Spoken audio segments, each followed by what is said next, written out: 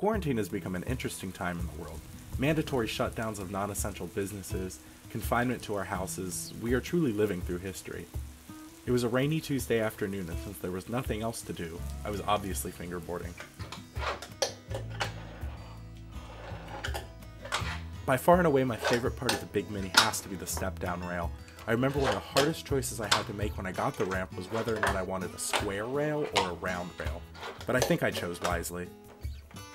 There was only one problem: the channel gap. Now while this is a fun feature when you're using the quarter pipes, occasionally when I was sessioning on the deck, I would hit a trick and then immediately get hung up. This wasn't a huge issue, but it was definitely an annoyance, so I knew I had to fix it. I diagnosed this issue as the Big Mini problem. Because this feature is critical to the ramp's design, and a ton of fun when not using the deck, I didn't want to do anything permanent. So I decided to take a scrap piece of 2x4 and measure out the dimensions to have it slide in. It was almost a perfect fit, it just needed a little bit of sanding on both sides to get it snug. So I went down to the workshop and got my table saw out. Now when I work with 2x4s, I usually prefer to use a miter saw, but I don't actually have one, so I had to make do with what I did have.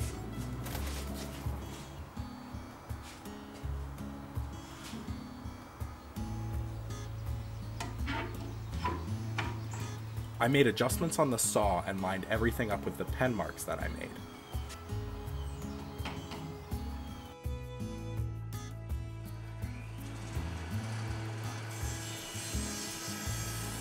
I then used the palm sander to thin out the block to ensure it would fit in the channel.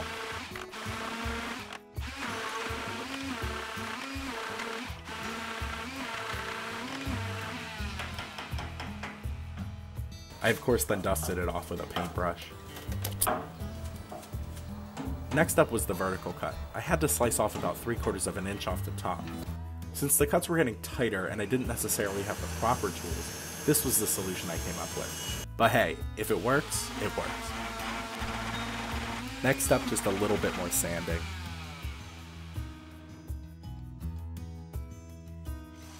I used a 1 1/4 inch bit to bore some holes into the wood. Now looking back, I should have used my drill press instead of a drill, but you live and you learn.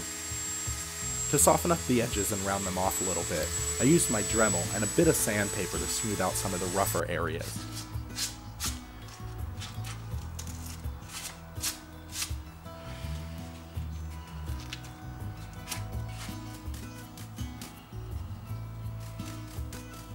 Finally, I cleaned off my table saw of any extra sawdust and wheeled it back into the shop.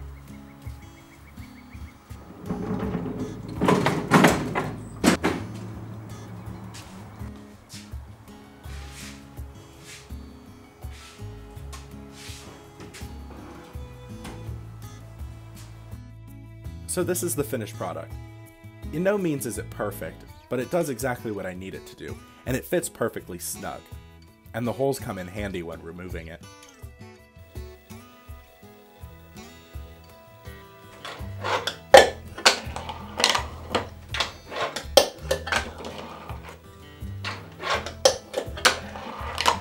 Thank you guys so much for watching, and I'll see you in the next video.